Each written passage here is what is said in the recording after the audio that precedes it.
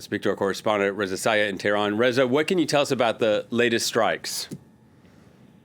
Yeah, at this hour, it's quiet here in the capital, Tehran. But over the past 24 hours, we saw and heard more airstrikes here in the capital. During those 24 hours, evidence of more non-military targets being hit, state media showing residential buildings hit, with a dozen civilians reported killed.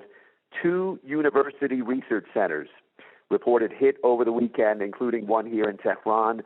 A cement factory near Shiraz was also hit. 2 of Iran's leading steel factories hit. Iran's leaders say hundreds of thousands of Iranian civilians work in these factories, and they say these attacks are violations of international law. The latest numbers released by Iranian officials show more than 70,000 residential units hit, more than 20,000 businesses hit, more than 2,000 people killed, among them more than 200 children. So Iran is clearly absorbing a lot of damage, but they're also hitting back. Iranian state media reporting hundreds of missiles and drone strikes against U.S. bases and assets in Bahrain, the Emirates, Saudi Arabia, Kuwait, and Israeli targets.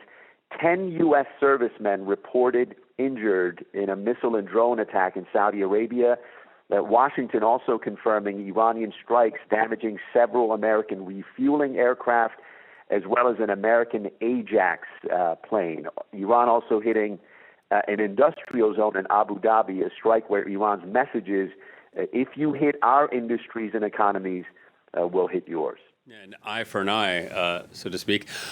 Reza, foreign ministers from Pakistan, Turkey, Egypt, Saudi Arabia meeting in Islamabad looking to de-escalate. We heard the U.S. this week saying it was hopeful negotiations with Tehran would take place in the coming day. What are the chances that talks could lead to anything? It's hard to say. It's hard to say. I think there was a bit of optimism earlier this week. I think it was Wednesday when both sides acknowledged that messages were being exchanged. But my sense is here in Iran that hope has faded. There have been so many incoherent statements coming from Washington. It's hard to figure out what's happening. President Donald Trump says negotiations are happening. At the same time, Washington seems to be deploying troops in the region, talking about a ground invasion.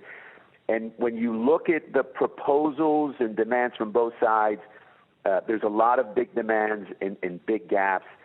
Tehran's position is we're open to legitimate and fair negotiations, but there's very little trust with Washington and Israel because, remember, twice in 9 months, in the middle of talks, they were attacked. So Iran's message has been consistent. They say they're open to negotiations, but right now they're focused on defending Iran. And every time they get hit, their message is we'll hit back. And 1 month into this war, they've shown the ability to do that. All right, Reza, thank you very much. Reza Saya reporting there.